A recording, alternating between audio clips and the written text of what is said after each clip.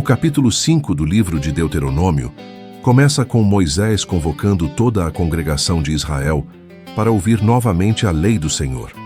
Ele sabia que estava diante de uma geração nova, filhos daqueles que haviam morrido no deserto, e por isso precisava reafirmar a aliança. Ele declara: Ouvi, ó Israel, os estatutos e os juízos que hoje vos falo aos vossos ouvidos, para que os aprendais e cuideis em os cumprir. O Senhor nosso Deus fez conosco aliança em Horebe, no livro de Deuteronômio, capítulo 5, versículos 1 e 2. Moisés enfatiza que a aliança não foi apenas com os pais que saíram do Egito, mas com eles, que estavam vivos diante do Senhor. Aqui há uma verdade extraordinária. Cada geração é chamada a assumir sua própria responsabilidade diante de Deus. A fé não é herdada automaticamente.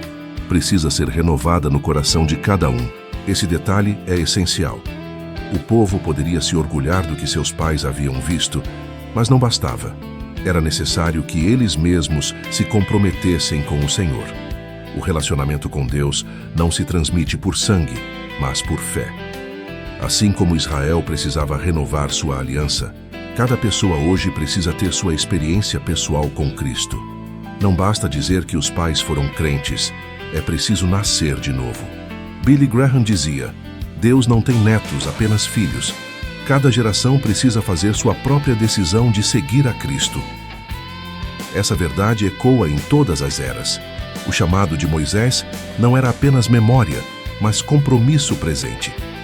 Em seguida, Moisés relembra como o Senhor se manifestou em Horebe, falando do meio do fogo, e como o povo tremeu diante da sua voz. Ele declara: Face a face o Senhor falou conosco no monte do meio do fogo, no livro de Deuteronômio, capítulo 5, versículo 4. Essa expressão, face a face, não significa que o povo viu a forma de Deus, mas que a revelação foi direta, poderosa, sem intermediários humanos. Deus mesmo falou. Essa experiência deveria marcar para sempre a identidade de Israel. A palavra de Deus não era invenção humana, mas revelação divina. Esse detalhe é vital para compreendermos a autoridade das Escrituras. Assim como Deus falou a Israel no Sinai, Ele nos fala hoje pela sua palavra escrita. Nossa responsabilidade é ouvir, tremer e obedecer. Billy Graham dizia: Quando você abre a Bíblia, não está apenas lendo palavras de homens, mas a voz de Deus falando com você. Essa consciência muda a forma como tratamos as Escrituras. Então Moisés repete os 10 mandamentos, começando com a declaração de exclusividade: Eu sou o Senhor teu Deus, que te tirei da terra do Egito, da casa da servidão. Não terás outros deuses diante de mim. No livro de Deuteronômio, capítulo 5, versículos 6 e 7. Antes de ordenar, Deus lembra da redenção. Ele não começou com proibições, mas com libertação. A obediência aos mandamentos não era um meio para conquistar salvação, mas uma resposta à graça já recebida. Esse é o coração da fé bíblica. Deus nos liberta primeiro, depois nos chama a obedecer. Assim também é com o Evangelho. Não obedecemos para sermos salvos. Obedecemos porque já fomos salvos pela cruz de Cristo. Billy Graham dizia: A obediência não é o preço da salvação, mas a prova dela. Os mandamentos eram a forma de Israel expressar gratidão e fidelidade ao Deus que os redimiu. O primeiro mandamento de não ter outros deuses já coloca a fidelidade como prioridade absoluta. Israel não poderia dividir seu coração. O Senhor é único, exclusivo e exige devoção total. Isso continua atual. Ninguém pode servir a 2 senhores. Quando tentamos dividir nosso coração entre Deus e os ídolos modernos, caímos em ruína. O segundo mandamento reforça essa exclusividade, proibindo imagens de escultura e culto a elas. O Senhor se revela como Deus zeloso, que visita a iniquidade dos pais nos filhos até a 3ª e 4ª geração, mas mostra misericórdia até 1000 gerações aos que o amam e guardam seus mandamentos. Essa declaração mostra que a fidelidade tem alcance muito maior do que a infidelidade. O pecado deixa marcas, mas a graça é infinitamente maior. Billy Graham afirmava: A misericórdia de Deus sempre vai mais longe que o juízo. Onde o pecado abundou, a graça superabundou. O terceiro mandamento proíbe tomar o nome de Deus em vão. Isso vai muito além de palavras descuidadas. Significa tratar o Senhor com reverência em tudo. Seu nome é santo e não pode ser usado de maneira leviana. Isso vale para nossas palavras, mas também para nossas atitudes. Invocar o nome de Deus sem viver em obediência é tomar seu nome em vão. Essa advertência nos chama a viver de forma coerente. O quarto mandamento lembra o dia de descanso, o sábado, como sinal da aliança. Israel deveria descansar para lembrar-se de que havia sido escravo no Egito e agora era livre. O descanso não era apenas físico, mas espiritual. Confiar em Deus como provedor. Para nós, o princípio permanece em Cristo, que é o nosso descanso eterno. O autor da carta aos Hebreus declara que ainda resta um repouso para o povo de Deus. Billy Graham dizia: "O mundo promete descanso e paz, mas só em Cristo encontramos descanso verdadeiro para nossa alma." Esses primeiros mandamentos mostram que a obediência começa no relacionamento com Deus. Ele deve ser exclusivo, adorado sem imagens, reverenciado em seu nome e reconhecido como Senhor que nos dá descanso. O coração da lei é amar a Deus acima de tudo. Essa é a essência do Evangelho também. Jesus resumiu dizendo: "Amarás o Senhor teu Deus de todo o teu coração, de toda a tua alma, de todo o teu entendimento e de todas as tuas forças." O chamado de Moisés no capítulo 5 é o mesmo chamado de Cristo no Evangelho. Amar a Deus de forma plena, total, exclusiva. Essa é a base de toda a vida espiritual. Portanto, o início do capítulo 5 de Deuteronômio nos coloca diante de uma escolha fundamental: renovar nossa aliança com o Senhor. Assim como Israel não poderia viver apenas da fé de seus pais, nós também não podemos viver apenas de tradições religiosas. Precisamos ouvir a voz de Deus, reconhecer sua exclusividade e responder com obediência. Os mandamentos não são fardos, mas caminhos de vida. Eles apontam para a santidade e para a comunhão. E como pregava Billy Graham, a verdadeira liberdade está em obedecer a Deus. Não há alegria maior do que andar no centro da sua vontade. Depois de destacar os mandamentos, que dizem respeito ao relacionamento direto com Deus, Moisés prossegue lembrando ao povo os mandamentos que regulam a vida em comunidade. Esses mandamentos são tão importantes quanto os primeiros, pois revelam o caráter de Deus em nossas relações humanas. O quinto mandamento é: honra a teu pai e a tua mãe como te ordenou o Senhor teu Deus, para que se prolonguem os teus dias e para que te vá bem na terra que o Senhor teu Deus te dá.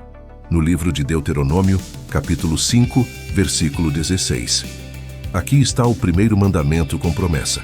Honrar os pais é a base da vida familiar e social. O respeito dentro de casa é reflexo do respeito a Deus. Quando a família é desestruturada, toda a sociedade se corrompe. Esse mandamento mostra que o relacionamento com Deus não pode ser separado do relacionamento com as pessoas mais próximas. Honrar os pais não significa apenas obedecer enquanto criança, mas reconhecer ao longo da vida o valor e a autoridade que Deus lhes concedeu. Significa cuidar, ouvir, respeitar, agradecer. Esse princípio é tão importante que no Novo Testamento, o apóstolo Paulo o repete como promessa de vida longa. É como se o Senhor dissesse: quem aprende a respeitar a autoridade no lar estará preparado para respeitar as autoridades e viver em harmonia na sociedade. Em contrapartida, a desobediência e a desonra abrem caminho para a rebeldia e para a destruição. Billy Graham dizia: a família é o primeiro campo de treinamento para a vida. Se falharmos ali, falharemos em todo o resto. Esse mandamento continua sendo fundamental em nossos dias, quando tantas famílias sofrem crises de autoridade e respeito. O sexto mandamento é: não matarás. No livro de Deuteronômio, capítulo 5, versículo 17. Esse mandamento protege o valor sagrado da vida humana. Ninguém tem o direito de tirar a vida do outro, porque a vida pertence a Deus. Desde a criação, O homem foi feito à imagem e semelhança do Senhor, e por isso a vida tem dignidade. Esse mandamento vai muito além de proibir o homicídio literal. Ele aponta para o valor de toda a vida. Jesus, no Sermão do Monte, ampliou esse entendimento ao dizer que quem odeia seu irmão já é culpado de assassinato no coração. Ou seja, o mandamento nos chama a cultivar não apenas a ausência de violência, mas a presença de amor. Em um mundo marcado por guerras, crimes e desprezo pela vida, essa ordem continua sendo urgente. Billy Graham dizia: "O homem moderno fala de direitos, mas esquece do mais fundamental de todos, o direito à vida." O sexto mandamento nos chama a ser defensores da vida em todas as suas formas. O sétimo mandamento é: "Não adulterarás", no livro de Deuteronômio, capítulo 5, versículo 18. Aqui está a proteção da aliança do casamento. O matrimônio é instituído por Deus como pacto de fidelidade entre um homem e uma mulher. O adultério destrói não apenas a confiança conjugal, mas a base da família. Esse mandamento lembra que a pureza sexual é um valor espiritual, não apenas social. Jesus também ampliou esse mandamento ao ensinar que o simples olhar com desejo impuro já é adultério no coração. Isso mostra que a santidade não se limita às ações, mas envolve pensamentos e intenções. Em um tempo como o nosso, em que a imoralidade sexual é normalizada, o chamado à fidelidade continua atual. Billy Graham afirmava: "A pureza não é uma opção ultrapassada, é um mandamento eterno de Deus para proteger a família e o coração humano." Guardar esse mandamento é preservar a dignidade, a confiança e a santidade. O oitavo mandamento é: "Não furtarás", no livro de Deuteronômio, capítulo 5, versículo 19. Esse mandamento protege a propriedade e a honestidade. O furto destrói a confiança e a justiça social. Mais uma vez, o princípio vai além do ato literal. Inclui toda forma de desonestidade: enganar, fraudar, explorar, reter o que pertence ao outro. Deus odeia a injustiça. E esse mandamento nos chama a viver em integridade. A vida cristã não combina com desonestidade, seja em grandes negócios, seja em pequenos detalhes. A honestidade é uma das marcas do discípulo de Cristo. Billy Graham dizia: "O caráter de um homem se revela quando ele faz o que é certo, mesmo quando ninguém está olhando." O oitavo mandamento continua sendo um desafio em um mundo onde a corrupção parece normalizada. Mas o povo de Deus é chamado a ser luz. O nono mandamento é: "Não dirás falso testemunho contra o teu próximo", no livro de Deuteronômio, capítulo 5, versículo 20. Esse mandamento protege a verdade e a justiça. O falso testemunho não apenas mente, mas prejudica o próximo, distorcendo a verdade. É uma das formas mais cruéis de injustiça, porque pode condenar um inocente ou inocentar um culpado. A mentira é arma do inimigo, mas a verdade é marca do caráter de Deus. Esse mandamento nos chama a falar com honestidade, a viver em sinceridade e a defender a verdade, mesmo quando custa caro. Jesus disse que o diabo é o pai da mentira, mas ele mesmo é o caminho, a verdade e a vida. Como discípulos, somos chamados a refletir a verdade em todas as nossas palavras. Billy Graham dizia: "A mentira pode parecer uma saída fácil, mas sempre leva à destruição. A verdade pode ser difícil, mas sempre liberta." O 10º mandamento é: "Não cobiçarás a mulher do teu próximo, não desejarás a casa do teu próximo, nem o seu campo, nem o seu servo, nem a sua serva, nem o seu boi, nem o seu jumento, nem coisa alguma do teu próximo." No livro de Deuteronômio, capítulo 5, versículo 21. Esse mandamento vai direto ao coração. Enquanto os outros tratam de ações externas, este trata de desejos internos. A cobiça é a raiz de muitos pecados. Leva ao adultério, ao furto, à mentira e até ao homicídio. Deus não quer apenas comportamentos corretos, mas corações transformados. O 10º mandamento mostra que o pecado começa no desejo e precisa ser combatido na raiz. Em um mundo consumista, onde a comparação é constante, esse mandamento nos chama a cultivar contentamento. Billy Graham dizia: "O contentamento não vem do que temos, mas de quem temos. Se temos Cristo, temos o suficiente. Esses 6 mandamentos finais mostram que a fé não é apenas vertical, mas também horizontal. Amar a Deus exige amar ao próximo. A obediência não se expressa apenas em adoração, mas em respeito, pureza, honestidade, verdade e contentamento. Juntos, os 10 mandamentos formam a base da vida com Deus e com o próximo. Eles revelam o caráter santo do Senhor e mostram como a vida deve ser vivida em plenitude. E, ao mesmo tempo, revelam nossa incapacidade de cumpri-los plenamente sem a graça de Cristo.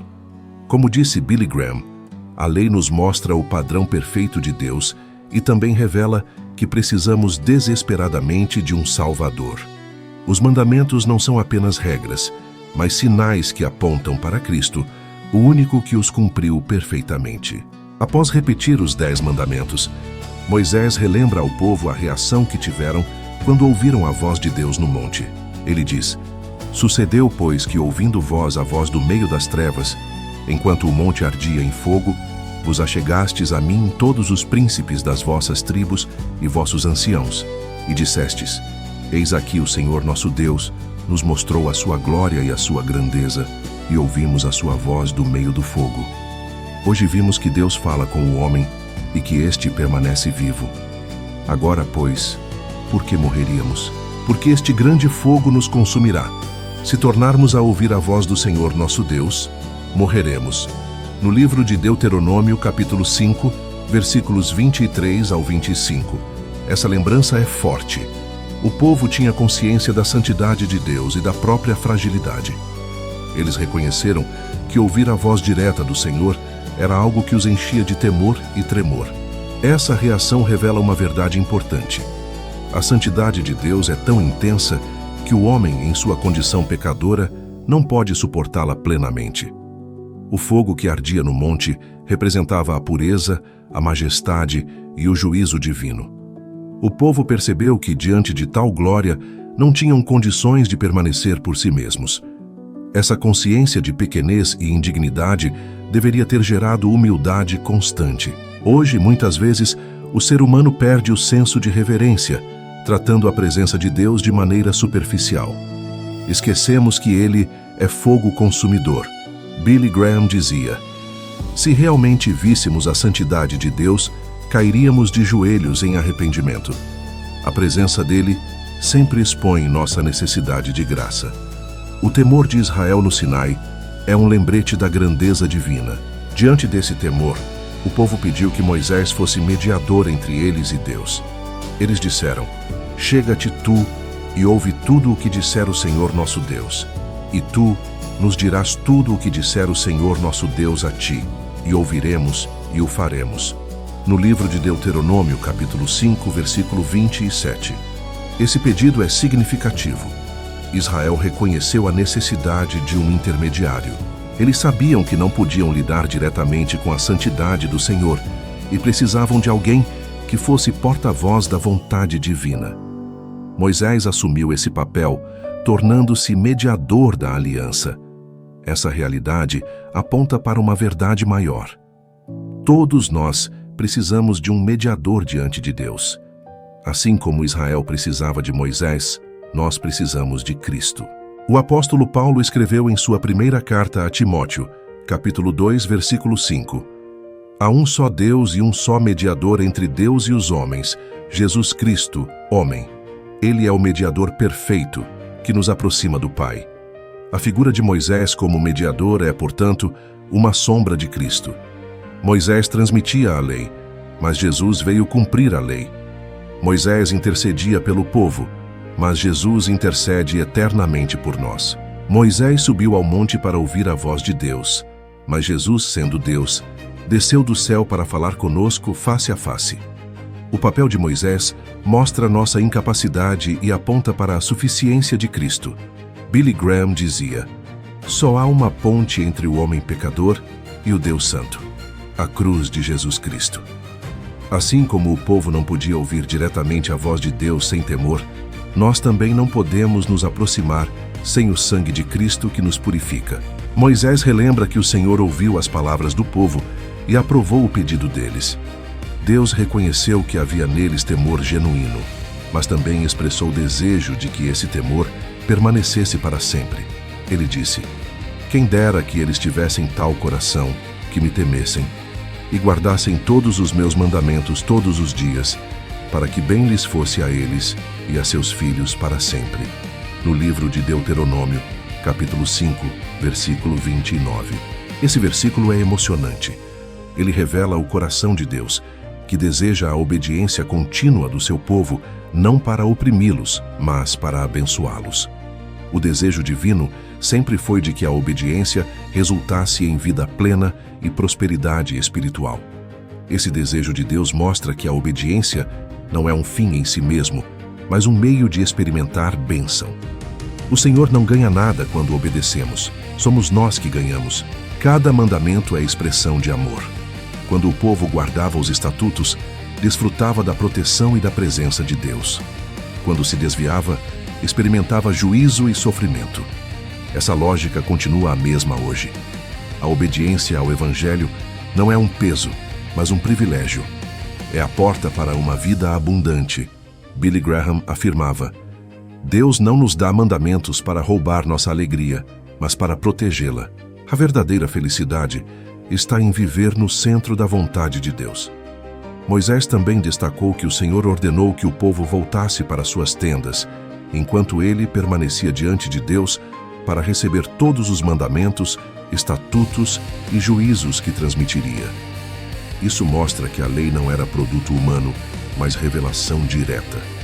Moisés não inventava, ele transmitia. Isso reforça a autoridade da palavra de Deus. Da mesma forma, hoje não pregamos ideias próprias, mas proclamamos aquilo que já foi revelado. O pregador é apenas mensageiro. A autoridade não está no homem, mas na palavra. Billy Graham dizia: o poder da pregação não está no pregador, mas na palavra de Deus que ele anuncia. Isso nos lembra que precisamos nos apegar sempre às Escrituras e não às opiniões humanas. Esse trecho do capítulo 5 nos ensina, portanto, que a santidade de Deus exige reverência, que precisamos de um mediador, que a obediência gera bênção e que a palavra tem autoridade absoluta.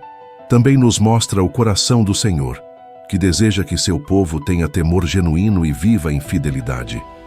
É um chamado à obediência motivada não pelo medo, mas pela consciência da grandeza de Deus e da graça de seu amor. Assim como Israel deveria ouvir e praticar, também nós precisamos ouvir o Evangelho e obedecer, não apenas de forma superficial, mas de todo o coração. E a boa notícia é que em Cristo temos o mediador perfeito, que nos capacita a viver segundo a vontade de Deus. Como disse Billy Graham, o que Deus exige, Ele mesmo capacita a cumprir quando entregamos nossa vida a Cristo. Moisés continua seu discurso relatando as palavras do Senhor após o povo pedir que ele fosse mediador. Ele lembra que o Senhor disse: vai, dize-lhes, tornai-vos as vossas tendas. Tu, porém, fica-te aqui comigo, e te direi todos os mandamentos, estatutos e juízos que tu lhes ensinarás, para que os cumpram na terra que eu lhes darei para possuí-la. Olhai, pois, que façais como vos mandou o Senhor vosso Deus. Não vos desviareis nem para a direita, nem para a esquerda. Andareis em todo o caminho que vos manda o Senhor vosso Deus, para que vivais, e bem vos suceda, e prolongueis os dias na terra que haveis de possuir. No livro de Deuteronômio, capítulo 5, versículos 30 a 33. Essas palavras encerram o capítulo com uma ordem clara: obediência plena, sem desvios, como condição para experimentar a vida em abundância. O Senhor não estava pedindo apenas uma religiosidade parcial, mas uma obediência total. A expressão "não vos desviareis nem para a direita nem para a esquerda" mostra que a fidelidade a Deus exige integridade. Não há espaço para meias medidas, para um coração dividido. O caminho do Senhor é reto, e seguir esse caminho significa rejeitar atalhos e desvios. Essa verdade continua atual. No mundo moderno, somos constantemente tentados a negociar princípios, a adaptar a fé ao que é conveniente. Mas a ordem permanece: não se desviar. O cristão é chamado a viver em retidão, ainda que isso custe sacrifícios. Billy Graham dizia: "O caminho de Cristo é estreito, mas é o único que leva à vida. Não tente alargar o caminho, siga por ele com fé e obediência." A ordem de andar em todo o caminho que o Senhor vosso Deus vos manda também mostra que a obediência não é seletiva. Não podemos escolher quais mandamentos cumprir e quais ignorar. O Senhor deseja que sigamos toda a sua vontade. Isso é um desafio porque o coração humano tende a negociar com Deus, escolhendo aquilo que parece mais fácil ou conveniente. Mas a verdadeira obediência é completa. Assim como Israel não poderia escolher apenas alguns mandamentos, nós também não podemos viver uma fé parcial. O Evangelho exige entrega total. Jesus afirmou no Evangelho de João, capítulo 14, versículo 15: "Se me amais, guardareis os meus mandamentos." O amor verdadeiro se expressa em obediência completa. Billy Graham dizia: "O cristianismo não é uma religião de conveniência, é um compromisso total com Cristo." Essa ordem divina tinha uma promessa: se o povo andasse no caminho do Senhor, viveria, teria prosperidade e prolongaria os dias na terra. A obediência é apresentada como caminho de vida, não de morte. Isso mostra que os mandamentos de Deus não foram dados para restringir, mas para proteger e abençoar. Cada ordem do Senhor é expressão do seu amor. A obediência não é perda, mas ganho. Essa lógica é confirmada em toda a Bíblia. O salmista declara no livro de Salmos, capítulo 19, versículo 11: "Em guardar os mandamentos do Senhor, há grande recompensa." Quando vivemos conforme a vontade de Deus, experimentamos paz, alegria e direção segura. Billy Graham afirmava: "As regras de Deus não nos prendem. Elas nos libertam da escravidão do pecado e nos conduzem à verdadeira vida." O desafio, porém, é que Israel, assim como nós, não tinha forças em si mesmo para obedecer plenamente. A história mostraria que o povo cairia muitas vezes, desviando-se para a direita e para a esquerda, adorando ídolos, desrespeitando mandamentos e quebrando a aliança. Por isso, a lei também cumpria o papel de mostrar a incapacidade humana e apontar para a necessidade da graça. O apóstolo Paulo, em sua carta aos Romanos, capítulo 3, versículo 20, declara que pela lei vem o pleno conhecimento do pecado. A lei era santa, justa e boa, mas expunha a fragilidade do povo. A verdadeira obediência só se tornaria possível por meio da obra de Cristo. Ele é o único que cumpriu a lei perfeitamente e pela cruz nos dá poder para viver em santidade. Billy Graham dizia: "O Evangelho não é apenas perdão para os nossos pecados passados, mas poder para viver em obediência hoje." O chamado para andar em todos os caminhos do Senhor também se aplica à vida cristã como jornada. Não é apenas sobre obedecer em momentos específicos, mas sobre trilhar um caminho contínuo de fé e fidelidade. A imagem é de peregrinação, passo após passo, dia após dia, caminhando com Deus. Essa caminhada exige perseverança. Não se trata de perfeição imediata, mas de direção constante. O segredo é não parar e não se desviar.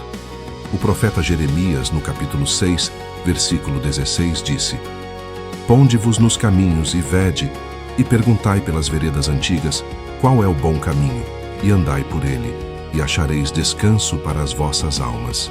Jesus também falou em termos de caminho, quando declarou no Evangelho de João, capítulo 14, versículo 6: "Eu sou o caminho, a verdade e a vida."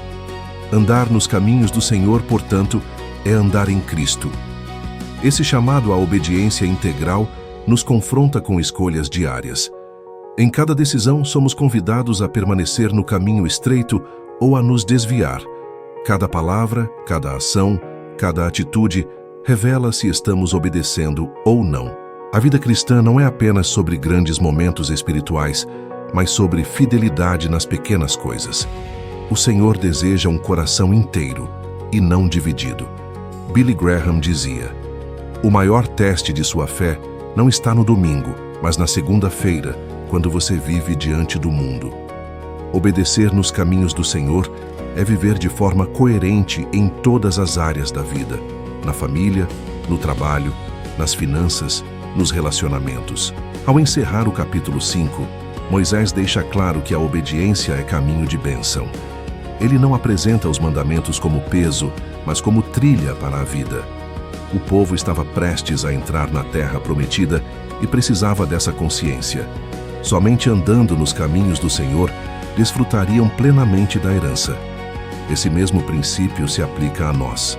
Temos uma herança espiritual em Cristo, mas só experimentamos sua plenitude quando andamos em obediência. Não há vida abundante fora da vontade de Deus. Como disse Billy Graham, você nunca será verdadeiramente feliz vivendo longe da vontade de Deus. A verdadeira alegria é andar no centro da sua vontade. Portanto, esse trecho nos ensina que a obediência integral é o caminho da vida, que a lei revela nossa necessidade de Cristo e que andar nos caminhos do Senhor é viver em comunhão constante com Ele. É um chamado para não nos desviarmos nem para a direita, nem para a esquerda, mas permanecermos firmes, seguindo a voz do Senhor. Essa caminhada é possível porque temos Cristo como mediador e o Espírito Santo como guia. Assim como Israel foi chamado a andar no caminho para desfrutar da terra, nós somos chamados a andar em Cristo para desfrutar a vida eterna. Ao concluir o capítulo 5 do livro de Deuteronômio, vemos que Moisés não apenas relembra a lei, mas a apresenta como o fundamento de toda a vida espiritual, social e familiar de Israel. Ele chama o povo a obedecer integralmente, sem se desviar para a direita ou para a esquerda, com a promessa de que a obediência traria vida, prosperidade e dias prolongados na terra prometida. Esse apelo ecoa como um chamado urgente também para nós hoje. Assim como Israel estava às portas de Canaã, nós estamos às portas de viver a plenitude das promessas de Deus em Cristo. E assim como eles precisavam escolher a obediência, nós também precisamos decidir se viveremos em fidelidade ou em rebeldia. Os 10 mandamentos, repetidos nesse capítulo, nos mostram que a fé verdadeira envolve 2 dimensões inseparáveis: amar a Deus acima de todas as coisas e amar ao próximo como a nós mesmos. Essa síntese foi confirmada por Jesus no Evangelho de Mateus, capítulo 22, versículos 37 a 39. Amarás o Senhor teu Deus de todo o teu coração e de toda a tua alma e de todo o teu entendimento. Este é o primeiro e grande mandamento. E o segundo, semelhante a este, é: amarás o teu próximo como a ti mesmo. Os mandamentos dados no Sinai apontam para essa realidade. A vida com Deus não pode ser separada da vida com o próximo. Nossa devoção ao Senhor precisa se traduzir em atitudes práticas de amor, respeito, pureza, honestidade e contentamento. No entanto, a história mostra que Israel falhou repetidamente em guardar a lei. E nós, olhando para nossa própria vida, percebemos que também falhamos em muitos pontos. Quem nunca desonrou os pais? Quem nunca mentiu? Quem nunca cobiçou? Os mandamentos, ao mesmo tempo que revelam a santidade de Deus, revelam também nossa incapacidade. O apóstolo Paulo declarou em sua carta aos Romanos, capítulo 3, versículo 23: Todos pecaram e destituídos estão da glória de Deus. Isso nos mostra que os mandamentos não são apenas um código moral, mas um espelho que expõe nossa necessidade de salvação. Billy Graham dizia: a lei foi dada para mostrar que precisamos desesperadamente de Cristo. Sem Ele, estamos perdidos. Os mandamentos apontam para a cruz, onde encontramos perdão e capacitação para viver em obediência. Cristo é o cumprimento perfeito da lei. Ele não apenas obedeceu a cada mandamento, mas também revelou o Espírito por trás de cada um. Quando resumiu a lei em amor a Deus e ao próximo, mostrou que a obediência verdadeira não é apenas externa, mas interna do coração. Ele nos chama a ir além das regras, a viver em relacionamento íntimo com o Pai.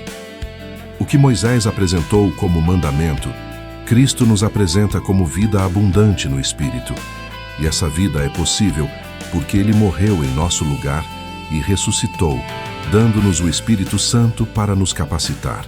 Billy Graham dizia: o Evangelho não é apenas perdão, é poder para viver de forma diferente.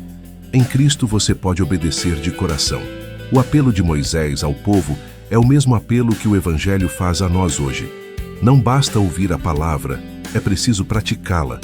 Ele declarou: Olhai, pois, que façais como vos mandou o Senhor vosso Deus. Não vos desviareis nem para a direita, nem para a esquerda. No livro de Deuteronômio, capítulo 5, versículo 32. Esse chamado nos convida à integridade.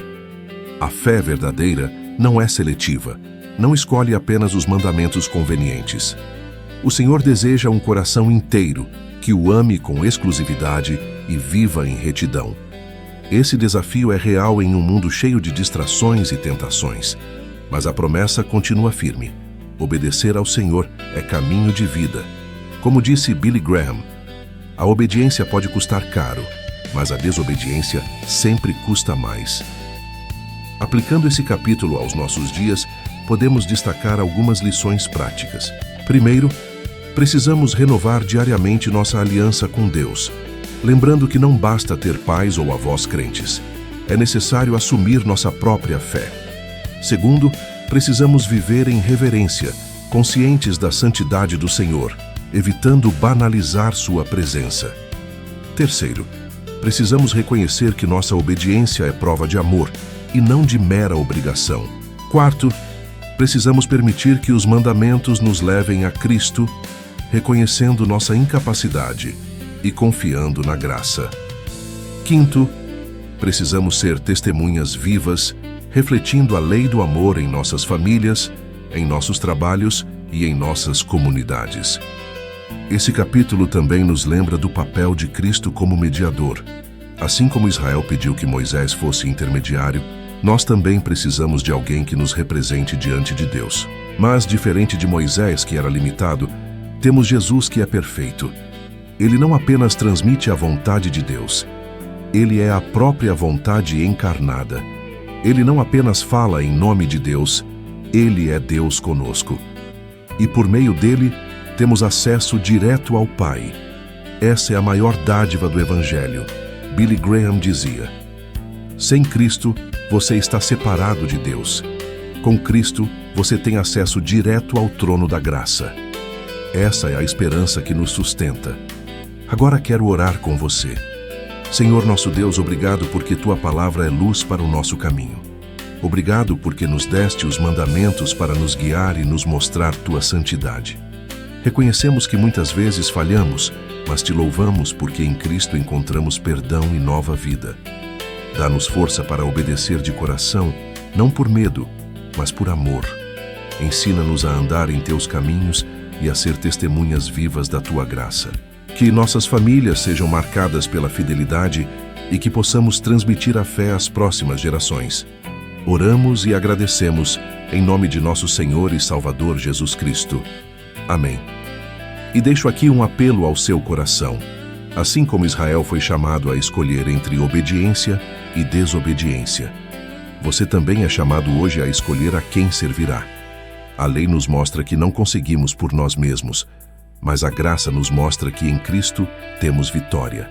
Não adie essa decisão. Billy Graham costumava dizer em seus apelos: você está a apenas um passo de mudar a sua eternidade. Esse passo é dizer sim a Jesus Cristo. Dê esse passo agora. Abra seu coração e entregue sua vida a Ele. Se essa mensagem tocou você, curta, compartilhe e ajude a palavra de Deus a alcançar mais pessoas.